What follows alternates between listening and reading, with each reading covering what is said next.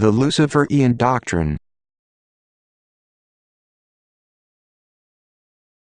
The Luciferian dogma and doctrines as expounded by Pike and others who at one time or another have been high priests of the Luciferian Creed can be summed up in very few words. It teaches inversion of the commandments of God. It teaches the exact opposite to what the Holy Scriptures tell was God's plan for the rule of the universe before Lucifer led a heavenly revolt. How do we know this statement to be the truth? The answer is simple. At various times documents of a most serious nature have fallen into hands other than those intended, while being circulated by the high priests of the Luciferian Creed, to those they had selected to be heads of the lodges of the Grand Orient and councils of the New and Reformed Palladian Rite, which have been the secret headquarters of the WRM throughout the world. I call these incidents acts of God.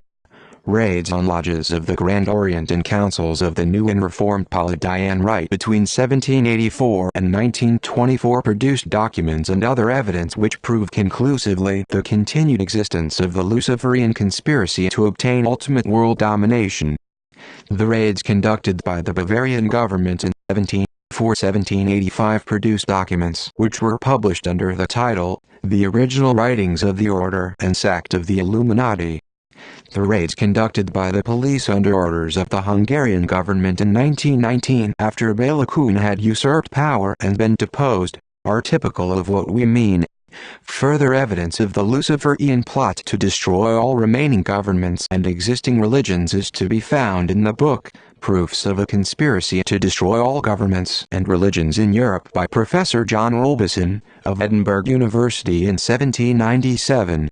Professor Robeson had been approached by Weishaupt and his leading Illuminists and asked to assist them infiltrating Luciferian ideas, disguised as Illuminism and progress, into educational institutions and the lodges of Freemasonry in England.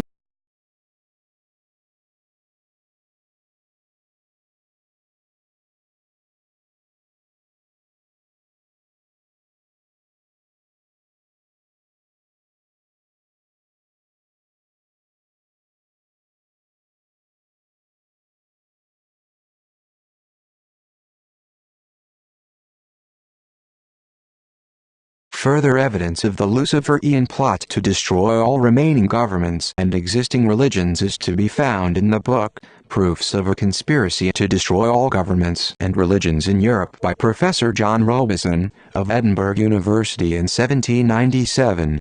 Professor Robeson had been approached by Weishaupt and his leading Illuminists and asked to assist them infiltrating Luciferian ideas, disguised as Illuminism and progress, into educational institutions and the lodges of Freemasonry in England and Scotland.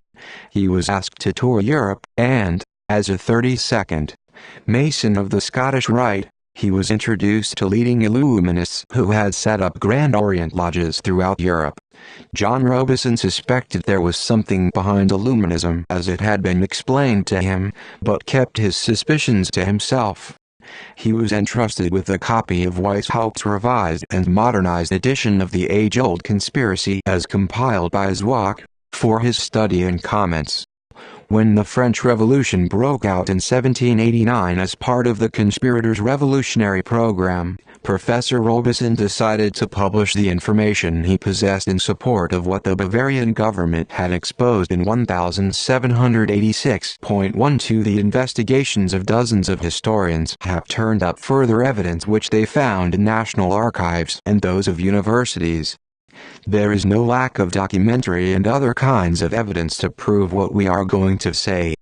The truly amazing thing about the Luciferian conspiracy is the way those who directed it down through the centuries have been able to cause officials of both church and state to brush aside the evidence of proof even when it has been put before them by men whose lives had proved their honesty and integrity and desire to serve God voluntarily. The fact that those who direct the Luciferian conspiracy are able to hold this control over people in high places in politics and religion simply confirms the words of our Lord and Savior Jesus Christ. It illustrates in the clearest possible manner the supernatural characteristics of the conspiracy. It proves that supernatural beings, angels, both good and evil, exert a great influence on human beings while we are here on earth undergoing our period of trial. It proves that the wiles, the cunning, the lies, and deceits of fallen angels often affect adversely the counsel, inspirations of the good angels. It proves that our human nature, because of the fall of our first parents, inclines more to evil than it does to good, until we are born again spiritually. We don't want to labor this angle of the WRM. But we do want to make it easy for the man in the street to understand what is going on. Those who direct the conspiracy have succeeded in keeping their existence so very secret that lack of knowledge on the part of the public enables them to develop their plot to its intended goal, and wean millions of souls away from God.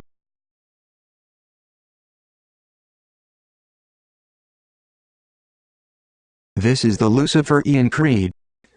1.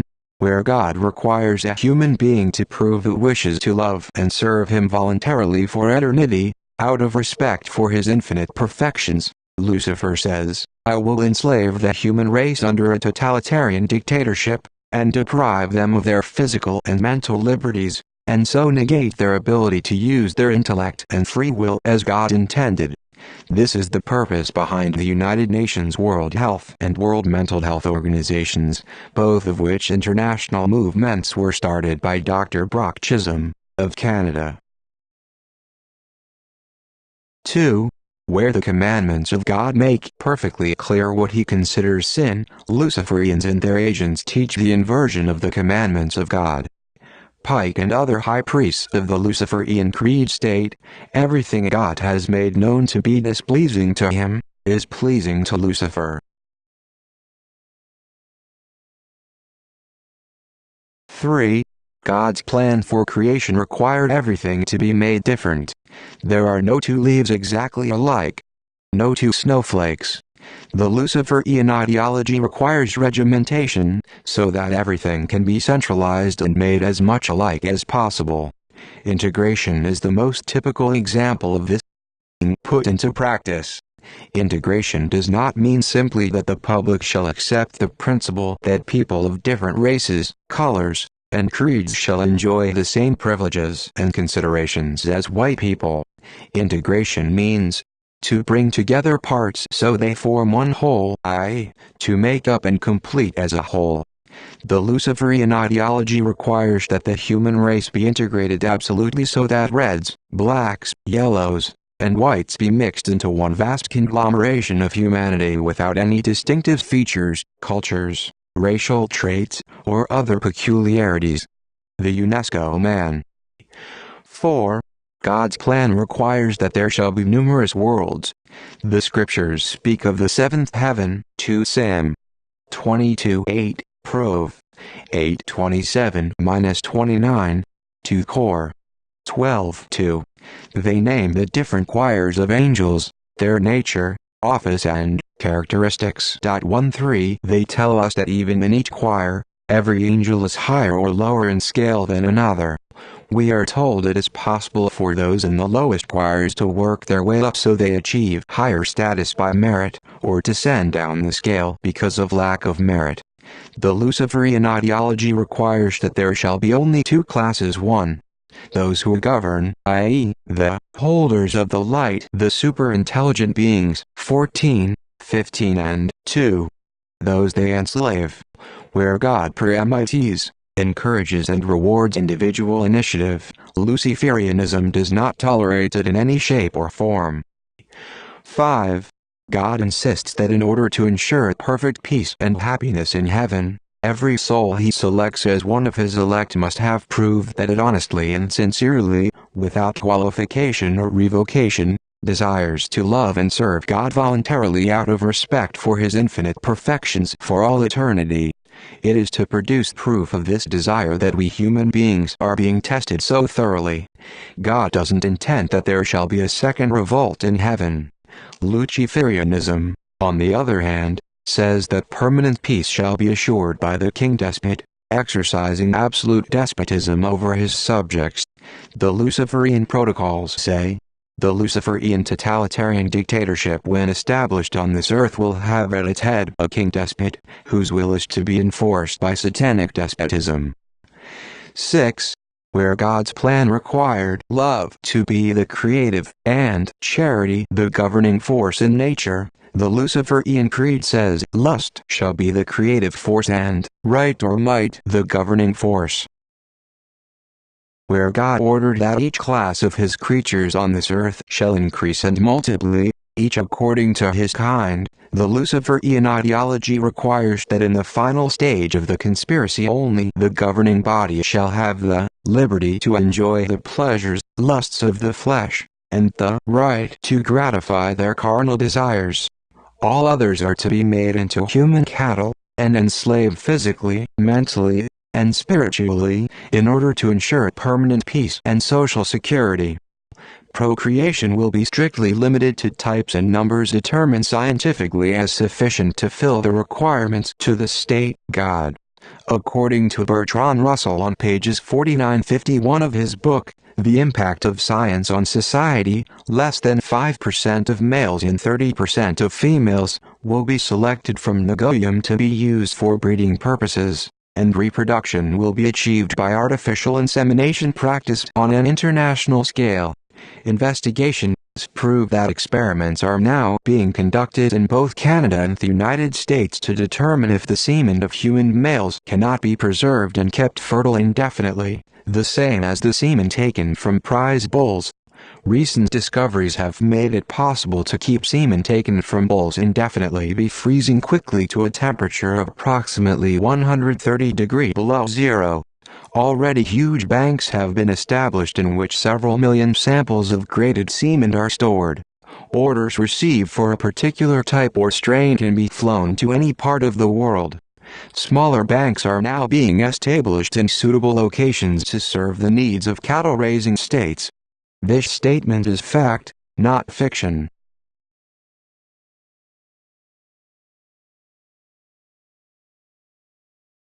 8.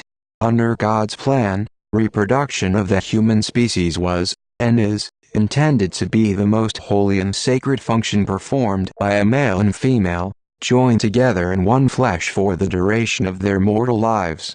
According to God's plan, the primary motive to indulge in sexual intercourse is to procreate another human body into which God can infuse a soul which he wishes to give the opportunity of learning to know him and love him, and to will to serve him voluntarily for all eternity.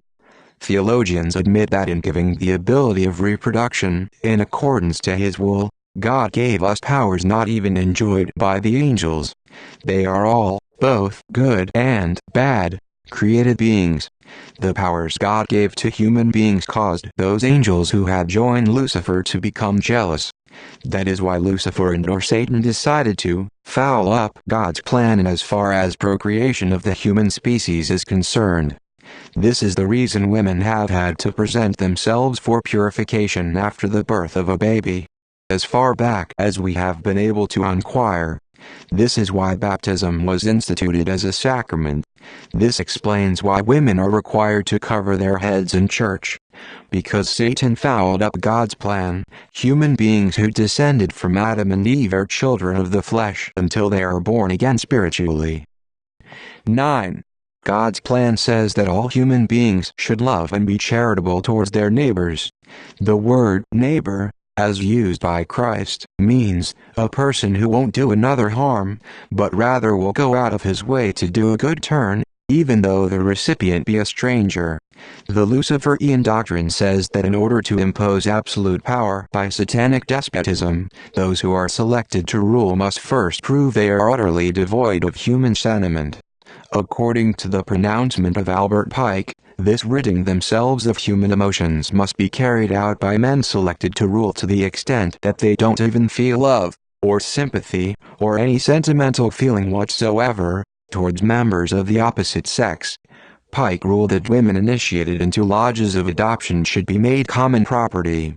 He said members of the Palladian rite should use them frequently and without passion, but solely to gratify their sexual urges without allowing love or sentiment, which leads so many human hearts astray, entering into their sexual relationships. Thus, he says, man shall enchain women while obtaining absolute control of their own human weaknesses. So we see that everything that God considers good, Lucifer says is evil. Everything God considers strength of character, Luciferians consider weakness of character.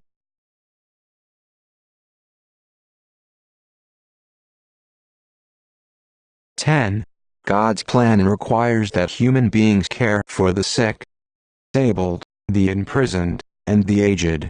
The Luciferian ideology insists that all goyim who become unable, or unfit, to serve the state efficiently shall be destroyed. This diabolical principle is being made acceptable in the minds of innocent human beings by being presented as mercy killing, the scientific name for which is euthanasia. 11. God's plan for civilized society is based on the principle that two human beings of opposite sex shall establish a home and raise family. Luciferians say that the destruction of the family and home is absolutely essential to the success of their conspiracy. 12. God's plan required the parents to provide for their offspring, and to educate them in God's holy will and the facts of life. Luciferians say the state shall regulate births and raise the children born as the result of planned selective breeding. They insist that only the state has the right to educate, forgive the use of the word by such devils in human form. Those they intend shall serve the state. 13. PLANINTENDSDOELEVATEDIGNITYOFMANUNTILHACHIVSAHIG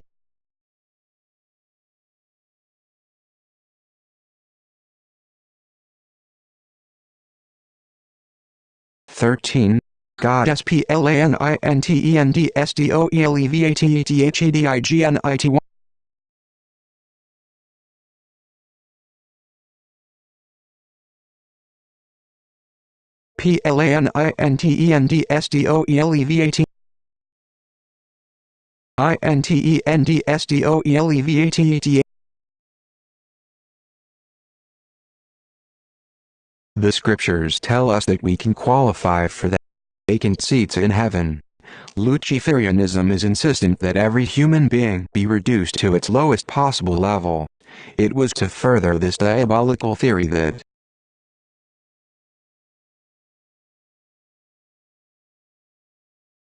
Cromwell's levelers drove in the thin edge of the wedge. Today it has advanced to the stage where women have demanded the right to adopt the same immoral codes as men, the right to smoke, to do everything that does not elevate them above the filth, the dirt, and slime of decadent human nature. God sets up chastity as a virtue. Lucifer says we must be promiscuous to demonstrate our godship. Christ proved by his devotion and love and respect for his earthly mother Mary, that God intended motherhood to be the greatest of all vocations. Christ's relationship to his earthly mother, and Mary's love and devotion to her son, should tell us that, despite the fall of Eve, he still wants woman to be a being of beauty, charm and grace, full of love, charity, and affection. He wants women to be real mothers, not just human incubators who accidentally conceive due to human error. Luciferianism is determined to drag womanhood down into the gutter, and to the level of the natural state of the lower beasts of creation. 14. God provided everything we require for our use and benefit. He ordered that we use all things in moderation. The Luciferian ideology says, but doesn't intend, that man shall be a law unto himself and do as he pleases. 15. God's plan of creation placed everything he created in perfect balance.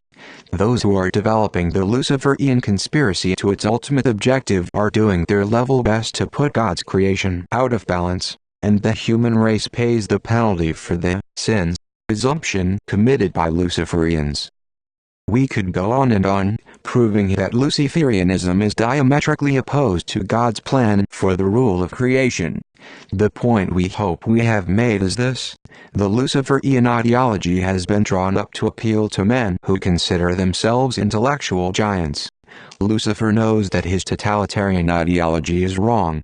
When he occupied the highest throne in heaven, and was subordinate to God alone, his pride convinced him that if he set up his own kingdom and ruled it with absolute despotism, every aspect and phase of his dominion would have to work peacefully, efficiently, and economically. He used his supernatural powers to force the hand of Almighty God. Because God derives pleasure only from those of his creatures who love to serve him voluntarily, because of their respect